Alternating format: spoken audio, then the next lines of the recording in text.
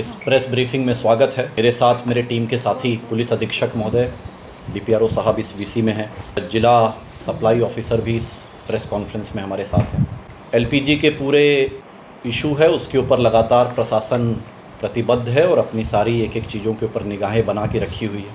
पुनः हम आप सभी के माध्यम से यह स्पष्ट करना चाहेंगे, हमारे जो IOCL, HPCL और BPCL के जो मैनेजर्स हैं, उनके स्टॉक को देखते हुए और सप्लाई को देखते हुए, डिलीवरी को देखते हुए, तो इस पूरे वाक़या को देखते हुए ये स्पष्ट है कि सप्लाई की किसी तरीके की शॉर्टेज नहीं है। सप्लाई हमारी पूर्व से थी यथावत, लगभग वही सप्लाई ही बनी हुई है। बीच में जो अलग अलग तरीके से जो बातें आने से लोगों में जो एक पैनिक कॉल क्रिएट हुआ, उसकी वजह से जो डिमांड में जंप हुआ, वह डिमांड और सप्लाई के उसने जो है इस गैप को क्रिएट किया। जो रेगुलर सिलेंडर ले रहे थे उतनी सप्लाई यथावत है।